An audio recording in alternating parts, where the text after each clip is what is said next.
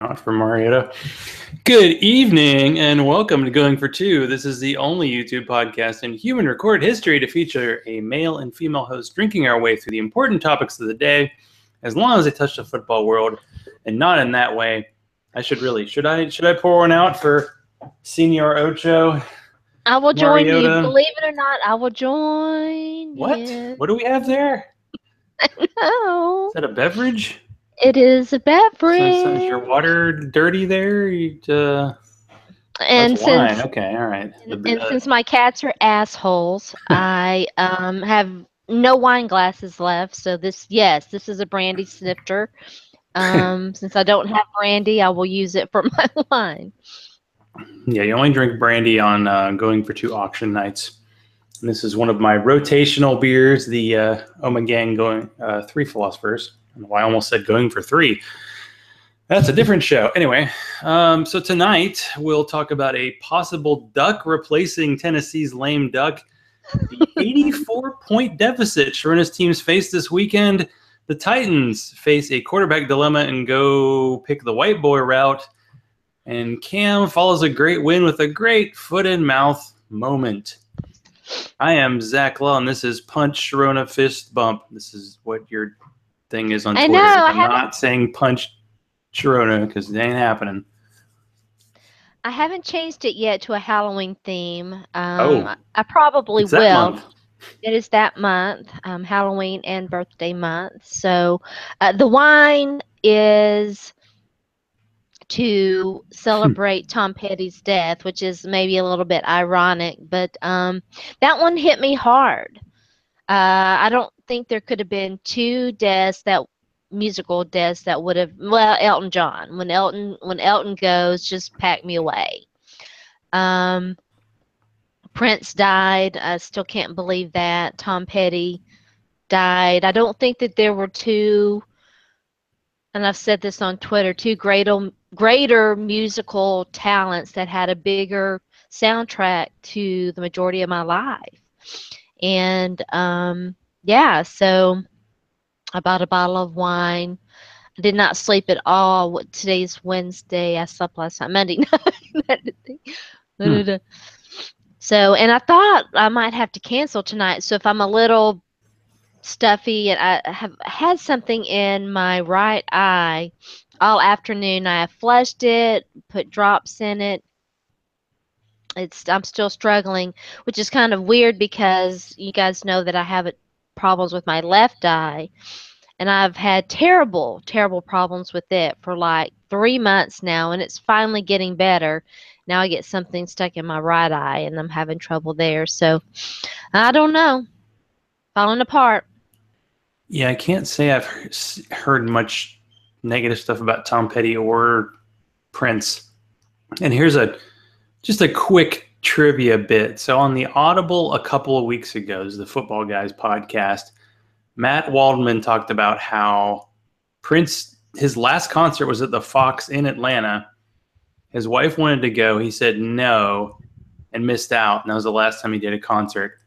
And who else wanted to go to the concert and said, it's kind of expensive. He'll be back, was my wife. So we both missed out on the last Prince concert. I don't know where the last Tom Petty, because I guess I assumed he was younger just because people seem younger. I mean, he was around the age of my parents. He's like 66, which is 66. Young now. The older you get, the younger what used to be old age is. I've seen Tom Petty in concert. I never got to see Prince, and I'm devastated by that I will never see Prince live in concert. God takes the good one. I know, okay, right. There's a force in the universe that takes the good ones, and why didn't he take Charlie Daniels and not Tom Petty? God. Charlie Daniels, his Twitter feed is quite entertaining. I'm so ashamed that I like a few of his songs.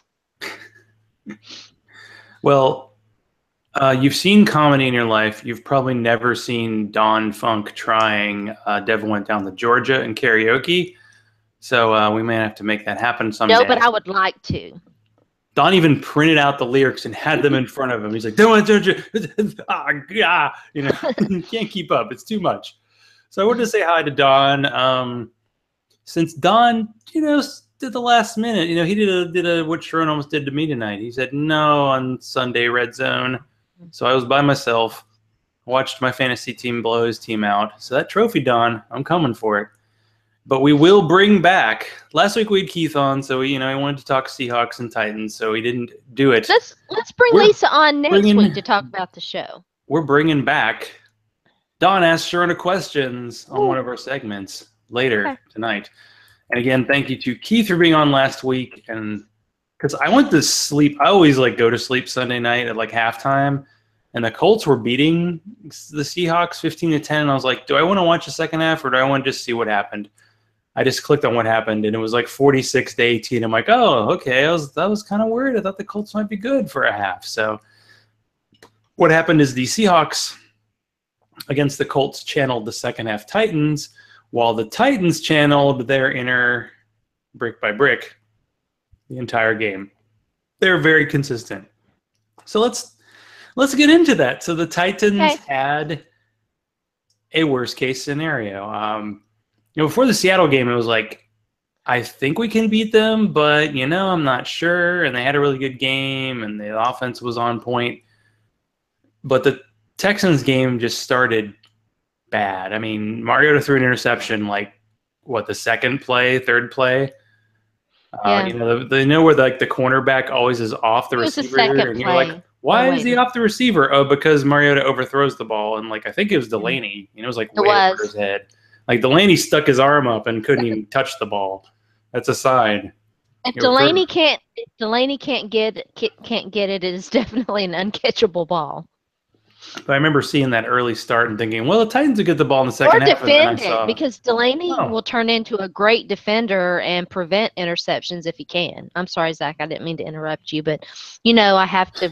Yeah, it's okay. Let's flip the script. I have to talk about Bay. Yeah. Yeah, it was not a good start because Mariota threw the interception. And the defense Mariota could have completed every pass he threw to Titans. And I think they would have probably lost anyway because the defense was so bad. Yeah. Who has been saying since week 2 that the defense was going to get exposed, that Adoree Jackson was going to get exposed? They weren't exposed, but they've always been good enough, but they've been playing teams like Seattle and Jacksonville that play really concerned. Well, I don't know. The Texans looked blah for 2 weeks, and then they got the worst 2 defenses in the NFL, and one of them is not surprising to Titans, but the fact that the Patriots are so bad on defense is kind of shocking. But I was so glad that sometimes in defeat you can be victorious, because I did pick up Deshaun Watson in our fantasy league, and he just kept scoring. I think he had the highest or second highest score of any fantasy player this year. And the best part was they even put Tom Savage in the end. I was like, is Tom Savage finally going to get an NFL touchdown? Nope. Yeah, I missed that, and I was tweeting the game, and I tweeted that I think the Titans finally got a sack, and it was Tom Savage. But I said Deshaun Watson, if you ever want to know if anybody's paying attention, make a mistake like that.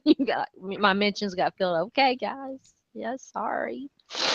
Well, the thing about Deshaun Watson was he had that whole leadership, and he's got that run pass thing. But all the Twitter draft people were like, he has the slowest fastball. He throws the ball slower than a guy like David Fales, who can't even make it in the league. Well, obviously he looked perfectly fine against the Titans. That's the, as you know, as an IDP person, the reason why I picked Adoree Jackson up in my fantasy league, because I know he'd be picked on a lot. Yes. And he gets a lot of tackles when he doesn't cover the receiver, and then he gets some yards on returns. He had another pretty good return, but it doesn't matter when you're getting toasted. But when I saw, and I don't think I even know if this was on Red Zone, Hopkins getting a touchdown and Bryce McCain was covering him. Why is Bryce McCain covering? Hopkins would be like Jerry Rice. We played Titans every Yeah. game. And Will Fuller. Will Fuller is like a freaking Hall of Famer against the Titans, too. He was injured and he I came mean, back. but that's kind of that, and I thought Cameron Wolfe, who covers the Titans now for ESPN, go Cameron. I thought that he had a very good little column, little blurb today about that, and why the Titans didn't have Logan Ryan on DeAndre Hopkins. But the problem is that the Texans have another good receiver. I mean, what were they? It was going to be a mismatch wherever they went. It just was. And Logan Ryan is better in the slot, and he says that it's just the Titans are paying for their failure to invest there. Yeah, clearly at this point you're thinking next year the Titans need to like pay a couple of guys on defense as free agents and like invest early draft picks, because now of course we're seeing Corey Davis, who's already been like, I think he's out next week too with a hamstring Yes, injury. they've already declared him Not out. helping the team very much. You know, Davon Taylor isn't doing much. I really thought they'd get more pressure because the starting left tackle for the Texans is holding out, and Deshaun Watson was fine. I mean, he had time. He moved around. I didn't get this because I'm watching Red Zone. I think you probably actually watched the game, so you have more of an insight as to how bad was the Titans' defense. It's interesting that the last week's show was chippier than usual because You don't have to argue about because Keith Sherman and I. anymore. Those were Well, the days. it wasn't really Sherman, but what we argued about really the most was whether the Titans were generating pressure, and that whole 49% pressure bullshit that PFF graded them with, and and it wasn't Keith's fault, but I had men in my mentions all day long that day arguing with me about the Titans' lack of pressure. And that was last week when they like impersonated defense, not this week when they let Russell Wilson, who has struggled mightily this year, and the worst offensive line in the league. I mean, they put up like 400. I mean, Russell Wilson threw for a gazillion yards, 4 touchdowns. I don't think he threw an intercept. I mean, it was anyway. Don't get me started again. We're not talking about that game, but this game, you saw everything that I have been saying came to fruition. No pressure. The secondary exposed. It was a hot mess. It was a shit show. And the offense started slowly, which it had been doing all year. And eventually that costs you because you can't come back every week. I mean, the last 2 weeks they're playing just awful offenses, and they, would give 3 points in the first half or 7 the week before. But how is there a prescription to make it better? I mean, like when you have they're going to bring in young guys to play cornerback. I mean, they have a bunch of guys, but they don't really have anyone near a shutdown guy. And Logan Ryan doesn't. I don't think the team expected him to be a shutdown. They expect him to be like competent, and I'm not sure if we're getting that. I think it's just it was like me tweeting through the game last week. We're just going to have to play through it this year. I mean, there's not really anybody out there. I don't. Well, maybe blanking on his name. He was great in the day. The Patriots may sign him again. Oh, Raul Rivas? Yes. Really? Rivas Island? Huh. Maybe, maybe you bring him in, but other than him, there's not really anybody out there. And, this is where the Titans are. It's just unfortunate, but it's where they are. Okay, well, it was so we talked about the first Mariota interception. So the second one, you told me that it was like taken out of Rashard Matthews' hands. What did you see there? Was it that one, or was it at the end of the first half? Like, I think they scored to make it 30-14, and the Titans had the ball. Rashard Matthews was the intended target on one of Matt Castle's interceptions too that I haven't had a chance to gift Oh, yet. we So haven't gone there yet. Oh, haven't gone there yet. So look forward to it. Yeah, it used and it's weird because it used to be, and I really thought this was a failure by the official, but I hate to, anyway. It used to be that the tie goes to the receiver, right? And the ball gets called, and I would have to go back and look at the rules. That's how the official calls, how and when really the official calls the whistle is important. So important. And they didn't whistle it, and I forget which cornerback it was for the Texans, but Rashard Matthews had it. But it was kind of a jump ball, which is something Mariota has to work on. But it did get wrestled away. I thought the ball could have been blown, and it would have been a reception by Rashard Matthews. It was not. So, yeah.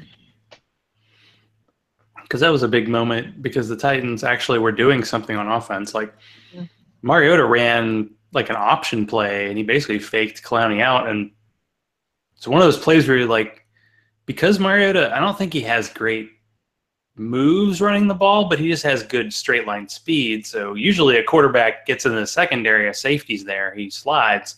We just ran right by the guys and scored, and that was great. And then I think on the second touchdown, it was supposed to be a pass to the tight end, but the guy slipped or something, and he just did his, hit the pylon move. But apparently when he hit the pylon, he hurt himself because I think that's when he injured his hamstring.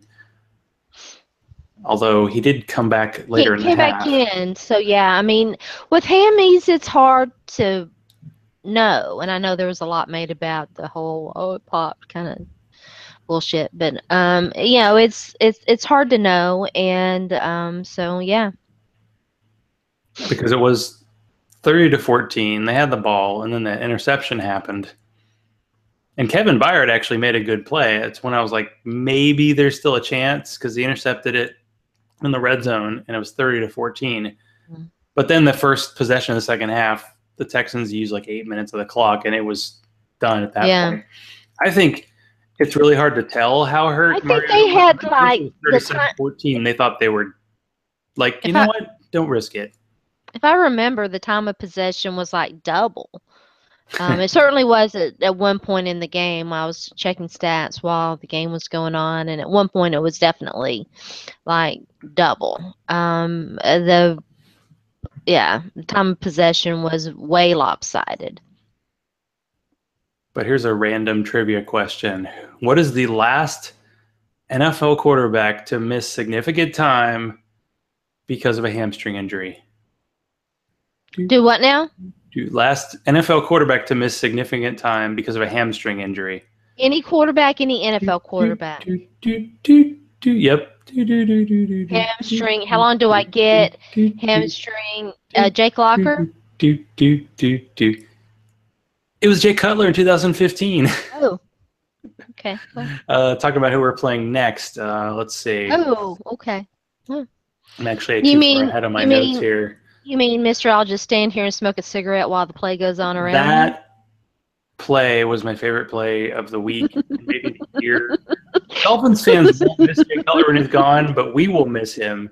Because there was a play in that awful London game. The last two London games look like the reason why the NFL probably shouldn't play any more London games, because the teams have enough crap to go through without having to like fly overseas with no bye week and then like play a game. But yeah, the Miami ran a wildcat play. Jay Cutler didn't even I don't even think he walked forward. He just stood there. He did. He stood there. And it was a no-yard run play. He stood there with his hands on his hips, just like. I don't know how often, in wildcat, they actually use the quarterback. It's almost never. It's like a waste. I mean, I guess they just hope, hey, maybe a cornerback will get on him, so we have an advantage. But yeah, so Mariota hurt his hamstring. And the ringers, Michael Lombardi, who's kind of the disgraced GM du jour, who kissed sports guys' butt enough to give him a gig, is my go-to guy for how NFL front offices think. They read a lot of self-help books, use buzzwords more than a marketing department on speed, and he just scoffed at Mariota hurting his hamstring because in his day, because his day has passed. Quarterbacks just didn't run, and that never happened. But here we are. So we are in nebulous hammy land. How many turnovers did Matt Castle have? He had 3, and he wasn't even in the game. Well, Matt Castle? Yeah. No. They didn't run on the field for many plays because they turned it over so many times. There was an interception, a pick six. Oh, wait, maybe there was 3. An interception, a pick six, and a sack fumble. And then there were a bunch of 3 and outs, which, okay. Yeah. Okay. Yeah, I made the joke, about Matt Castle. I mean, wow, the fact that he beat out Trick Shot Tanny in the preseason against vanilla as NFL backup quarterback defenses, how amazing. And when he came in on the field against a real NFL defense, didn't go so well. But in that position, I have a feeling once it was 37-14, Mariota probably would have had another turnover or 2.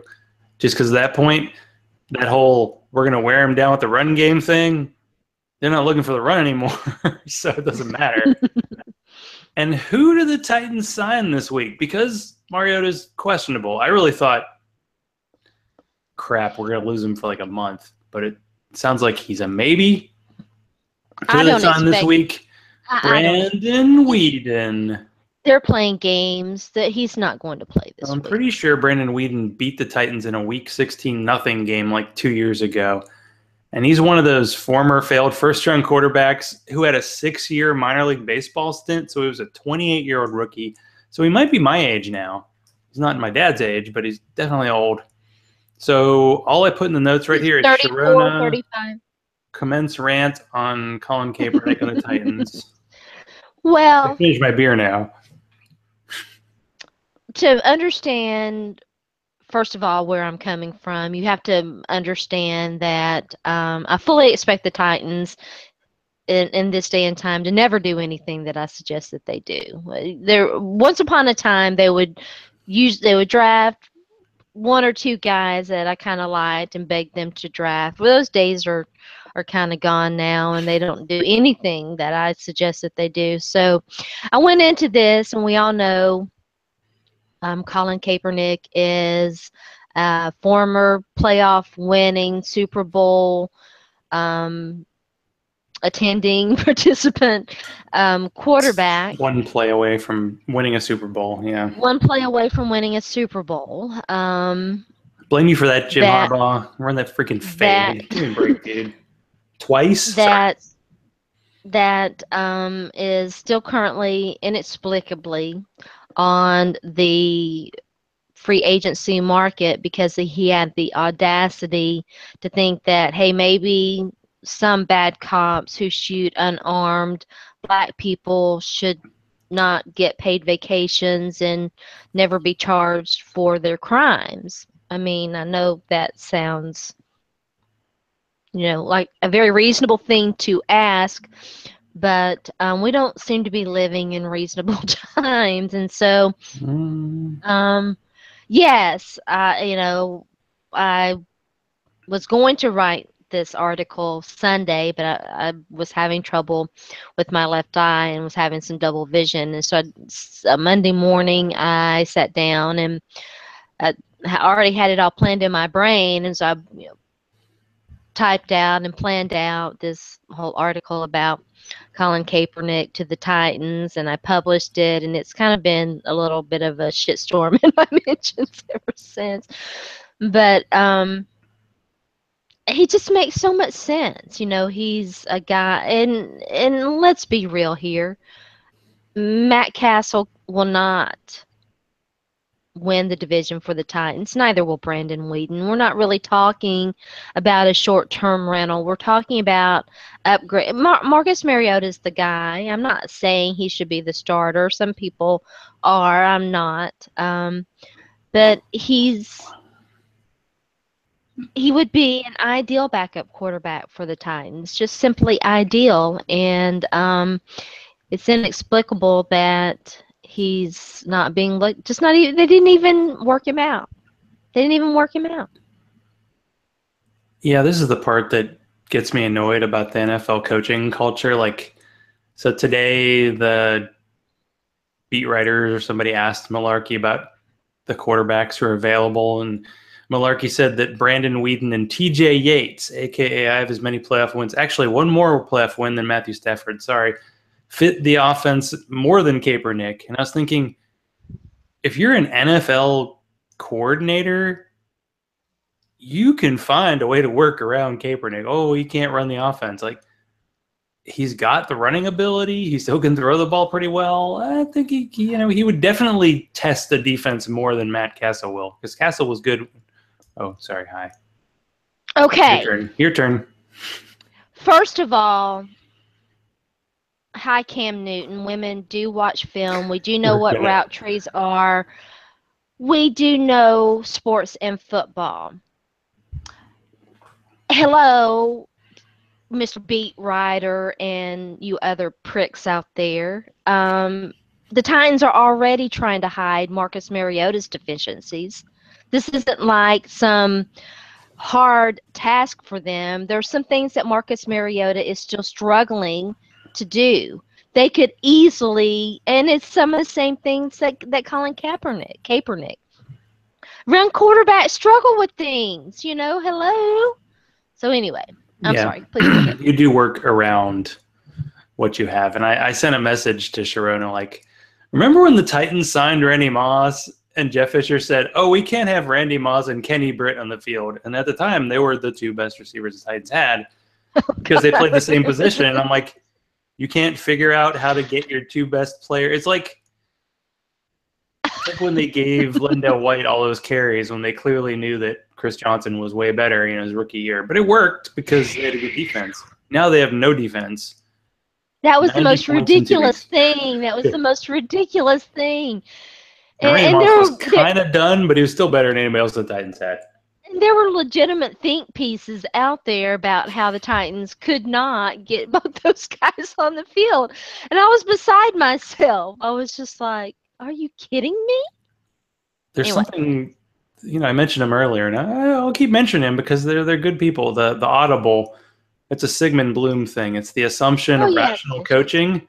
The assumption that because there are only so many NFL coaches in the world that they're all really good at their job, they might just all be really good at playing the same game. And maybe sometimes you think outside of that, you might do better. And the Titans need to, because I don't think, Malarkey obviously did better than I thought he would last year.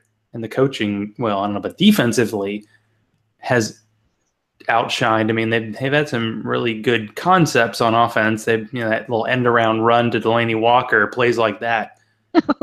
By the way, Delaney Walker has 0 red zone targets still, I think. That seems wrong. That seems bad. Titans aren't, anyway, we could have, I don't think they got in the red zone. I don't think they got in the red zone at all. Just that last time, because, Mariota had a 34-yard touchdown run, then he scored in that other run, but they didn't in the second half. It was a bad week. And I do think, I was trying to ask on Twitter, and I don't think anybody responded. Sharona and I said something, and probably got some responses. You get so many responses. People love you. Just thinking, has a team lost by 43 points and also made the playoffs? I know there was that year the Patriots got beat 31-0 and won the Super Bowl. I'd be intrigued to see. But what I'm probably not intrigued to see? This week, the Tennessee Titans face the Miami Dolphins. So the Dolphins have 6 points the last 2 weeks, and they scored the 6 points on the last play of the game against the Jets 2 weeks ago. They scored 0 against the Saints. And the Titans have given up 90 points the last 2 weeks. So, hello, Cabo Curse. I'll give Lisa London a shout out since she beat my ass and Scott Fishbowl last week. We got to have her on. Proving that despite the fact that she says all of her fantasy teams are just littered with dead bodies of injured players, she clearly has enough teams to put it together to kick my butt on occasion. Yeah, Jay Cutler and the Wildcat. We already talked about that. That was great. I hope they do that again. Please do that. That is one play the Titans can defend. That's about it. I know the Titans actually ran the Wildcat last week. Or wait, the Titans have been known to. No. Random thing is has a team that's run a play in the Wildcat won the Super Bowl? Because I guarantee you that Patriots have not run the Wildcat with Tom Brady. Although I have seen the Falcons do it. They did it in the red zone against the Bills. Man, what a weird game that was. But let's talk about, this is Sharona's she's a wily veteran, so I feel like she can handle this. She's been through the 2 days, the Oklahoma drill. She's been on a woman on Twitter, so clearly she can take a lot of bad things coming her way. So let's talk Tennessee Vols. Probably not for very long.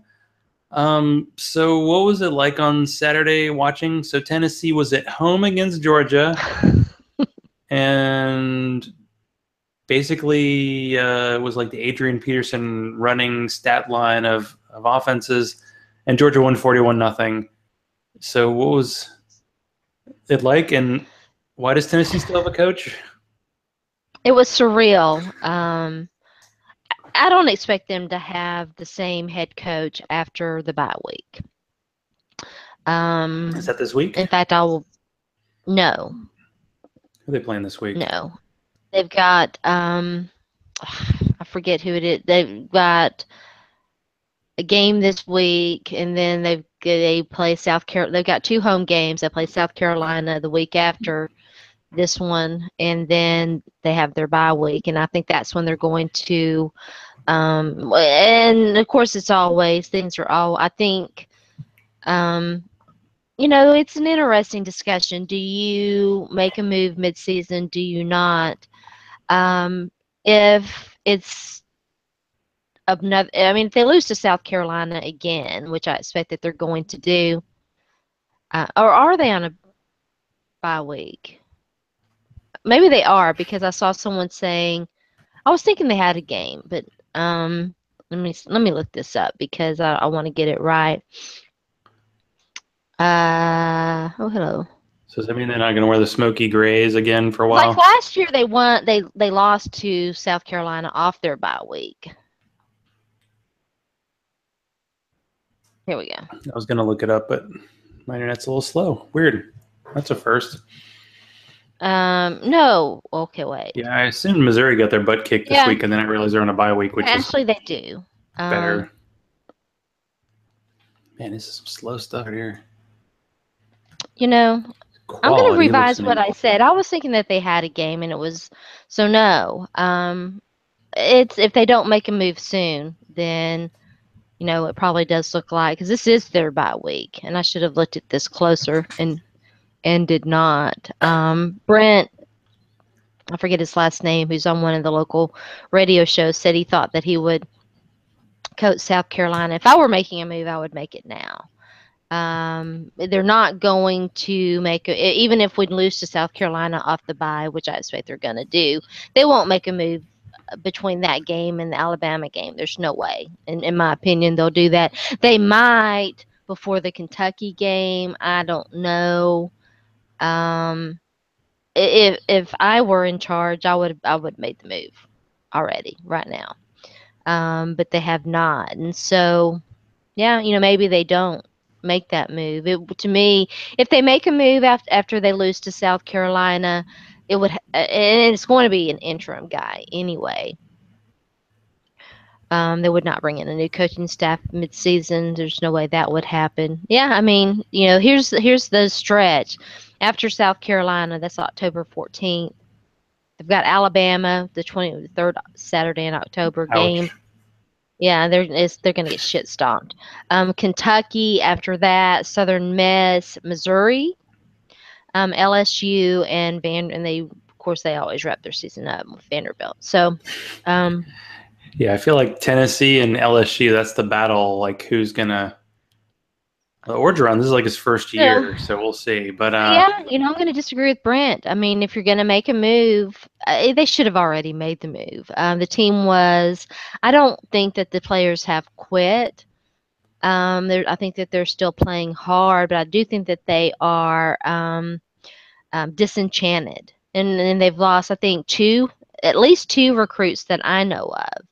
And I don't keep up with their recruiting I don't actually. If it doesn't flow through my timeline and I see it, I made the decision. It's really hard to follow everything, right? And Recruiting's a little bit creepy because then recruiting's hard. like imagine dumbasses attacking like national sports writers about, protesting and then take it to like a 17-year-old deciding where to go to college Yeah, it's and crazy. people getting pissed at him. It's like, I seriously, what are decided, you doing at age 17? Come on.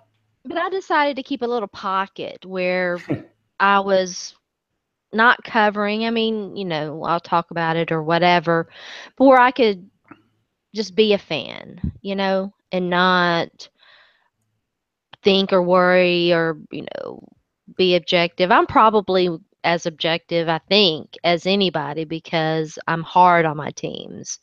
But because I don't have that pocket there, I'm free to just have that, my fandom, I store my fandom in that. So, and that's so I allow myself to, yeah, I mean, and we're on Wednesday.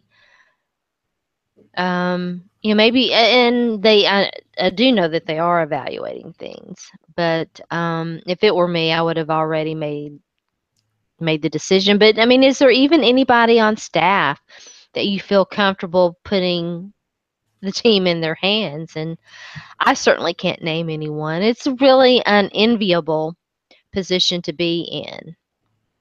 Yeah, do you have a Doug Marone or a Mike Mularkey, like a disgraced former coach who's like a tight end coach who can take over? And does it help a team to do that, to like fire a coach midseason? Like in college, it's really, really Yes. emotional. Like, Yes, it does. could I it mean, turn the season around for them enough to get to a bowl? Because, hey, by the way, Tennessee's going to beat the crap out of Missouri. Now, I don't know about any other games, but they're definitely going to beat the hell out of Missouri. yeah, I think that there is some value there. But again, you've got to have someone on staff to, I mean, and we saw it with the Titans. They fired Ken Wisenhunt, and the Titans, won the next 2 or 3 games. They won more games They beat the after Saints, that. who are like the worst defense in the NFL in like 10 years. They won more games after that than they did the entire time in Ken Wisenhunt's tenure. So, I mean, or something like It was that. a I mean, dark it was. time. No, I I think they don't. might have won 3 games, so maybe I'm being a little As you exaggeration. mentioned, like Hyperbole. not to pay too much attention. Like there, I've seen stories. I guess because I have family that's involved with Tennessee, big fans anyway. I see more stuff than I would otherwise. Does any SEC fan really care about buyouts? Like they're talking about, oh, this is how much you're gonna have to pay to buy the guy. I mean, that's pocket change for boosters in the SEC, right? Well, I mean, at some point, even boosters balk, right? I mean, because LSU is in a terrible situation. They still have like 9 million that they owe on Les Miles buyout, Ooh, and then that at was a weird Ogeron, one. then at Ogeron's, I think is like 12 million. So you're talking about over $20 million to of dead money, and plus a new coach, and so again, it's they're yes, I do think that I'd say, why did they guarantee Ed Ogeron that much money? But I'm thinking SEC fans and coaches. that was the dumbest hire. Coaches are guaranteed. Like Ogeron got schools like put on probation. Everywhere he's gone, he's been like, "Oh, he's a good recruiter. Oh, He's a don't very good let recruiter, him but be the head coach he's for whatever also reason." he's also unethical as hell. Well, speaking of unethical, one rumor was that Bobby Petrino was going to be the Tennessee coach, and I only say that because There's I no want to see way. your reaction to Bobby Petrino. I mean, The guy who like left Louisville like to go to Arkansas, and then Louisville took him back because he's a good enough coach, I suppose. But oh boy, no, I don't think that they're going to go that route. My sense is that if they make a change, quack quack quack quack. I think it's Chip Kelly. If they make a change, that's who I think that they will hire. And then I know people will do I the think that's can who. spread offense work in the SEC, and it's like half the teams in the SEC run spread at least. I know that, I'll and, be and quiet. it kind of seems. No, you're fine. I think it kind of seems like the popular choice too. So it might be the one area where John Gruden. Every time it's fucking John Gruden. listen. I You think see all those commercials? He's like Jay Cutler in the Wildcat. He's like, most I'm having the reasonable time of my fans life. know that that's not happening. John Gruden's not giving up that cushy job. He said. No, it's not happening. Uh, and it's so uh, for, and I think his name is John Curry. For him, and I have my reservations about Chip Kelly. Don't get me wrong, but it's kind of a win-win for him if he does that. It's kind of a meteoric rise because wasn't he like the offensive coordinator at New Hampshire or something? And Oregon hired him, and then their coach left, and he came on, and Oregon at the time, them just to go to a bowl was like a big deal. And then they played in the national championship game twice. They lost, but hey, they made it. And that offense just blew up. That was the Mariota offense. So that was pretty solid. Now let's get back into the NFL. I have a little piece of news that I was so happy to share, Sharona. And I like to share stuff with Sharona that it's like, it's like friendly banter, not the world's about to come to an end. That it's nice when we get to share that kind of thing. Andrew Luck practiced today. Apparently, like the way Mariota's practicing, like with wind and throwing to like tackling dummies. But hey, he's practicing, right? He's on the field. So I think that is good news, especially good news if you're a Colts fan. So yeah, I have moved on elsewhere because I just couldn't hold on to the roster spot, but I do still own him in SFB7. Yeah, I was like, well, in that league you have to, because any quarterback who's like this week, Scott Fish Bowl, you get $100 of free agent money. I saw EJ Manuel go for 40 in one league. No way. And I think I saw Matt Castle go for 10. I'm like, you think he's going to get positive points? But he's a quarterback. And when it's a quarterback flex league, it's pretty much a 2-quarterback league. So do we have trades? I forget. I don't think we do. No, I think that's probably good. Just there's so many leagues. I mean, I got lucky because I took Deshaun Watson like week 1. I thought I was screwed. You got 4 quarterbacks. Yeah. 3 starters now. I got Jay Cutler, y'all. Well, I did pick up Jay Cutler. I've got Andrew Luck. Andrew Luck counts as a quarterback? Okay. Carson Wentz. I picked up Jay Cutler. And Mitchell is starting now. Right. It's about time. But unfortunately, now who in the schedule, like making office, was like, whatever we do, we have to put the Bears in back-to-back primetime games. Because last week they played the Packers. This week they play the Vikings. And, of course, in the midst of my just destruction of Don Funk, I Houston Texaned Don in fantasy this week. Dalvin Cook tore his ACL and is one of those, like, oh, no, that's so sad. Because he didn't even get hit. It was like when Kenny Britt tore his ACL and just, like, dropped the ball because, like, his season was over and he was pretty much finished. And sadly, I bid the money I'd left, and I got Latavius Murray. But I have no running backs in that league. So, yeah, Dalvin Cook is out. It seemed like quite a few running backs were hurt. We have 20 roster spots in the Yahoo League, and I have 8 running backs because I have a pretty good – like, I drafted a bunch of receivers early, and I feel good about them. And I'm trying to go minimal on quarterback, tight end, defense, kicker. But running backs, I'm just waiting for backups to come out of nowhere. That's where we are right now.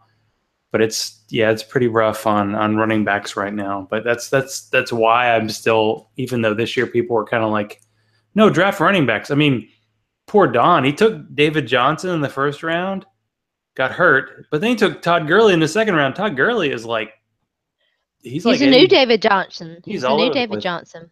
Yeah. Oh, what's that? Chris Johnson? Huh? But yeah, Gurley man, the Hurley-Gurley man. Okay, you mentioned it earlier, but we haven't totally taken it on. Twitter pretty much blew up about the time our show was about to start about Cam Newton saying something in a press conference about how it was funny to hear a female talk about routes. I'm going to say right now, yes, I did beat Sharona in fantasy, and by the way, I'm going to get 0 beers out of that. But if we had a contest talking about wide receiver routes and that kind of stuff, she would beat me like the Texans and the Titans. I just want to say that up front. Uh, Feel free to discuss this Cam moment, and how much what's is this going to be something people forget about by the weekend or not? And what do you have to say?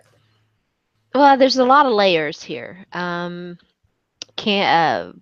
Rodriguez is a Carolina Panthers beat writer for a local sports, the Charlotte Observer, I think is who she writes for.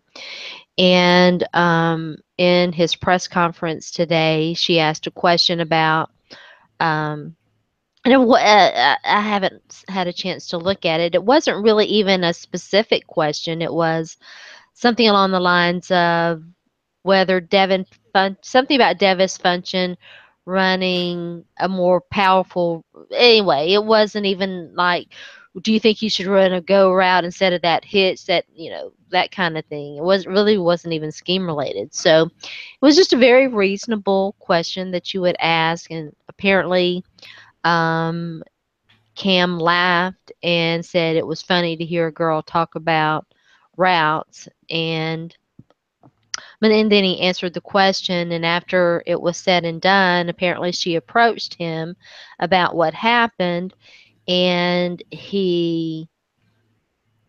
the response was worse. So this came out, and Twitter was all abuzz about it, and the Panthers issued a statement, and she didn't really make a big deal about it.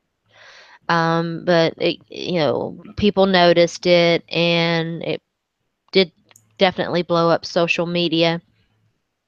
And the Panthers issued a statement saying that it happened and that they had a moment of conversation after the press conference where he apologized, and they expected that to be the end. Basically, they expected that to be the end of it. Well, that was completely opposite to what she had said.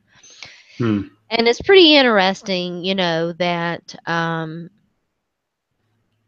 yeah. Anyway, because I said, well, when that PR statement was released, I tweeted at them and said, that's pretty much the opposite of what she said. And then I tweeted out that, are we going to be disbelieved about sexism just like we're disbelieved about everything else, which isn't, I mean, it's frustrating. It's not terribly shocking, though. And so it kind of turned, and it's interesting. I'm not mad. I'm disappointed in Cam Newton. I'm not surprised. Um, it, this has been a topic of conversation for me, and I don't think you and I have ever had this. I don't think I've ever had this conversation on any of certainly not on our show, and I don't even think that I've talked about it on my podcast too, which I keep getting the urge. I probably will bring it back soon, but it's interesting to me that I think women get it more so women get it than men, but it's interesting to me that a lot of males, particularly athletes, do not understand the connection between sexism and misogyny and racism. Um, uh, it is not at all uncommon for athletes to question a woman's knowledge or her questioning their play. I'm trying to say this as delicately as I possibly can. I have certainly experienced It should that. not. This is the place not to be delicate, but it's up to you. I've certainly experienced that, and I dare say every single woman who covers sports has experienced this. And they test you in a lot of different ways, and it's not just a test about your knowledge about the game. It's about a lot of other different things too. And so it's yeah, it's It's interesting. I think that we can have a good conversation about this topic. Um, I, yeah, I'm very curious to see how Cam handles the rest of it. But one of the more interesting things about it is that it did kind of turn into a love fest on my timeline and in my mentions about who do you know that cover sports that you admire and name them and whatever, and trying to name as many women as I possibly could. I realized how many awesome women I know. And for all the bad things that Twitter does, it it has allowed me to getting choked up. It has allowed me to know those women. Yeah, you definitely have to take the positive out of something like this. And I, of course, wonder if Tom Brady had said something like this. By the way, he had a Make America Great hat in his locker, so stop pretending he's some kind of PR genius that you get the same amount of shit that Cam is getting. Mm. But then we're getting some people who probably would never support Cam over anything, all of a sudden defending him over this. So it becomes, this weirdly layered thing, and then we never really get to Yeah, but those discuss. people are shit people, and we know that. That's true. We never really get to discuss, like, I mean, was it in the 80s, the woman who was covering, like, the Patriots and being in the locker room, and guys like, a woman shouldn't be in the locker room, and Mhm. you would think we're beyond that, but we're not beyond anything right now, No, absolutely not. Okay, we're going to And transition because and our time is running and out. But and keep talking. You go, then we'll talk. I just want to say one more thing. It's not Yep. just men that you get this from. It's there are women too. Or equal It's opportunity not assholes. surprising. So, questions from Dawn, because last week we talked to Keith and Dawn sent me questions. I like that Dawn sending me. I'm like, hey, you got any questions? He's not asking me questions. He can talk to me anytime. He cannot talk to Sharon every time. So, questions from Dawn. How old were you when you had interest in football, and did you watch it growing up? What is my first 3, 4? My first memories are of watching sports. Yes, I did watch them growing up because I was a late in life child and my father worked a lot. He taught and was gone a lot, and my mother was at home, and I was very close to her, and she was a sports fan, and that's what we did. And you had the youthful indiscretion with the Cowboys, right? So She was very fond of telling the story that the one of the first things that I did as a child was we lived in Texas then was the hook 'em. nice. So, who is a player you despise and a player you really like their style? Growing up, Danny White was Poor Danny. my hero. I could not understand why other quarterbacks didn't punt and also throw the ball. They were lame, and he was a god. Um, who did I despise? Hmm. Terry Bradshaw. Oh, the Pittsburgh guy.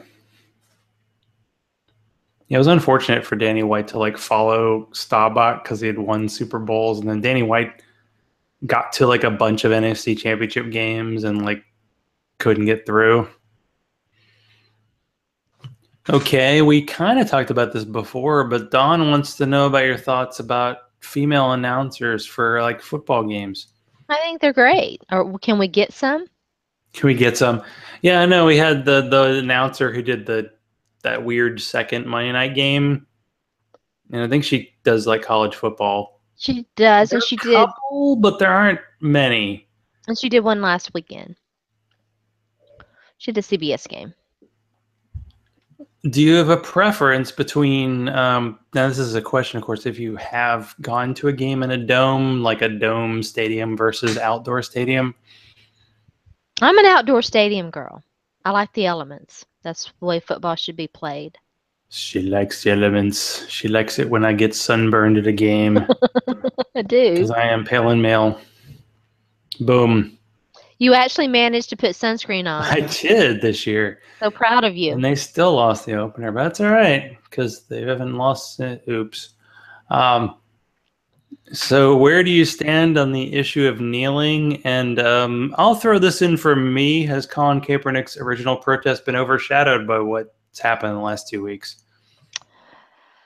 My thoughts on protests by athletes is it's absolutely okay if you want to, but it's also okay if you don't. If as long as your choice not to doesn't infringe upon someone else's choice to do.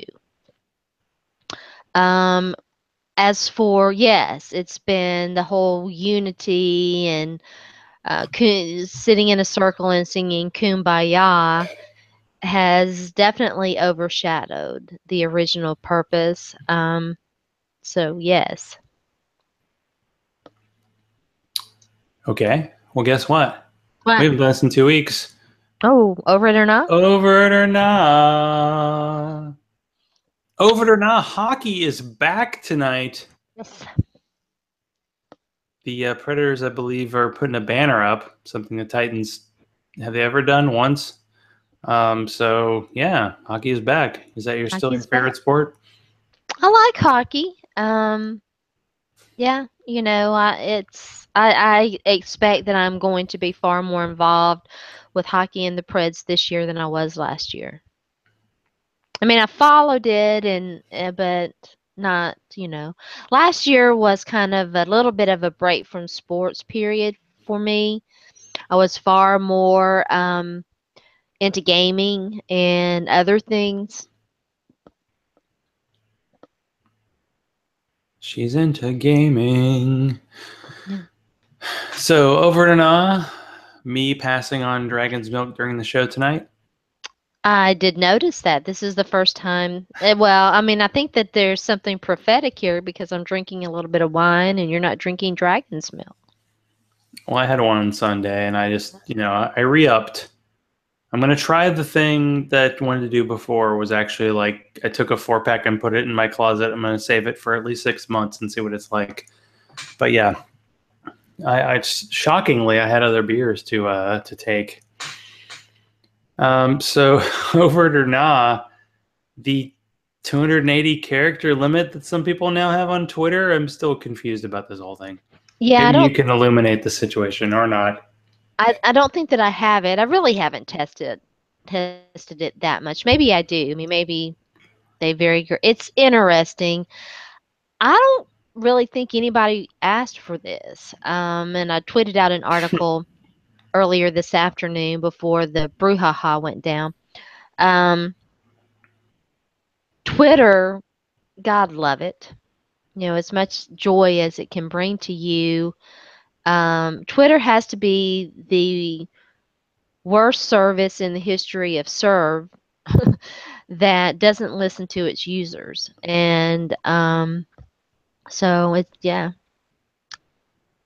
I mean, I thought that was the whole point. It's like you have 140 characters, okay, and then there's like, oh, we're gonna give some people If 280. if you're using 280, I can probably safely say I'm going to be skipping over your tweets. Well, it's I mean, I might read a 150, 160, but if you're using the whole 280, yeah, I'm probably going to skip over that crap. we're in the era of half my Facebook comments I see are like these giant like screeds of paragraphs. I'm like, you know what? I'm not reading that. And Twitter, for good or bad, at least it's over quick. That's one thing.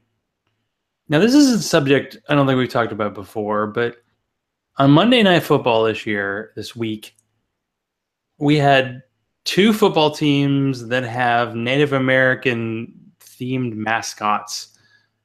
And the last time I went to Atlanta Braves game, I was really uncomfortable. I never really got into the whole chop thing because I always thought that was a little off.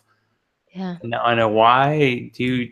Have you like written about this or talked about this? Because Mm-hmm. I mean, even though Kansas City, like I was in Kansas City in the 90s, the Chiefs, like, oh, it's the Chiefs, they're the leaders of the tribe. It's still, appropriation of the Native American culture. It is. And it's not as bad as the Washington team name, but the Atlanta Yes. team name isn't that much better either. I'll No. be quiet and let you talk because you're better at this.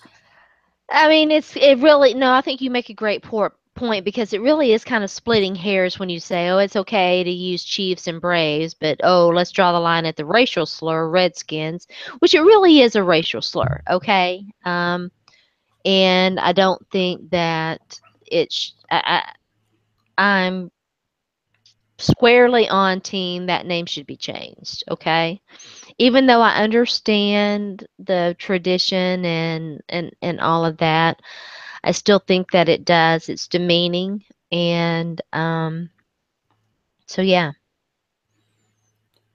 Well, in the South, there's this tradition of the Confederate flag, and we can talk about what that means. There was this great Twitter thread, and you probably saw it, about somebody made the point like, oh, NASCAR drivers don't protest. And then they showed like, hey, let's look at NASCAR fans, honoring the American flag. And he showed a bunch of pictures of the Confederate flag at NASCAR events. And that's not good. That's not patriotism, but those are the same I will people who say are this, arguing about the kneeling. it's interesting. We've had some good football this year. And very interestingly enough, despite all the brouhaha over the protests and all of that, ratings are up, except they're down for the Titans, but ratings are generally up. Well, not last week. Yeah. Yeah, there's this continual push that the only reason that any ratings are down for the NFL, not that people are like running away from cable and buckets. I don't have ESPN anymore, so I can't get some of the games. It's just about protests. I'm like, it's not just about protests. Trust me. There's more to it. There's nuance, but we don't like that on Twitter so much. Poor Sharona and I think we'll It's crazy. we'll call it a night. What's happening with you? You got a bunch of shows and stuff, and back talk. I hear. Ooh, I think we're talking her into back talk. I'm probably going to back talk. We need you back talk. We need you on that wall. We want you on that wall. I'm going to be bringing back talk back. I'm not sure that I'm going to do it during the season. Although if I get worked up enough, I might. Simply If you get because worked up enough, well, that might happen. the reason why I'm not is because I've taken over some editing duties, and I'm not complaining. I really genuinely enjoy editing. But I've taken over some editing duties that really keep me incredibly busy. So, and at least until that slows down, and I don't even have time to game. I mean, I can't remember the last time I've gamed. Well, maybe with you. I guess with you while you slept. Yeah, well, I was awake for. Oh, anyway. Not even go there. So, as I announced maybe a couple of weeks ago, NFL Female has rebranded itself to Our Turf Football. And I am the AFC coordinator and also one of the editors there. So that keeps me very busy. Check out our work. Of course, check out my work at Inside the Pylon, where I'm hoping to get something. My next project is some stuff about on IDP and the Titans defense. So you can check that out too. And of course, every Wednesday night with Zach going for 2. The Titans defense. I have something nice to say about them. The shortest column ever. Oh, we'll see. It's a weird time because they're playing the Dolphins this week. Have scored 6 points. Then the next week they play, I think it's the Colts and then the Browns. So in theory, they might be able to get by the next 3 weeks without a quarterback. We'll see. So yeah, once again, thanks to Don for. Well, thank you to Yahoo for ranking me the worst team in the league, and I'm first place in your Yahoo league. Ha ha. It happened to me last year. True. And man, generally came through because she kicked my butt in week 1 and she kicked your butt in week 4. It's just like it wasn't even like a doubt. You got to be a little mad. Like Cam was crappy last week when you played me, and this week he was great, and it didn't matter what he did because Even if I had played him, though, I went and looked.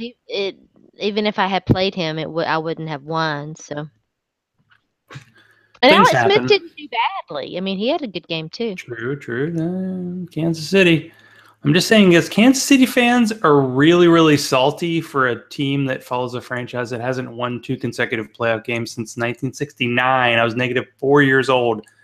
Calm down. Once you do it in the postseason, okay. But right now, trust me, it's early.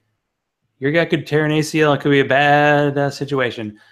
So, yeah, Sports by Sharona is what you should really follow on Twitter. You want to follow Zach_Law. I try to, retweet Sharona so that I can keep up, but she's almost She has 200,000 tweets. And I'm still at, 84,000. I remember I've been 100,000 behind. I'm not catching up. And it's so funny because 280 tweets, that's 2 tweets at a time. I don't want to waste my tweets. I've taken several significant breaks from Twitter, and I still have 200,000 tweets. Exactly. But I do tweet games too. She does. So once again, thank you, Dawn, for watching. But thank you, Sharona, for being on. And don't thank me because I ain't doing nothing but drinking on this show. And good night and kiss my grits.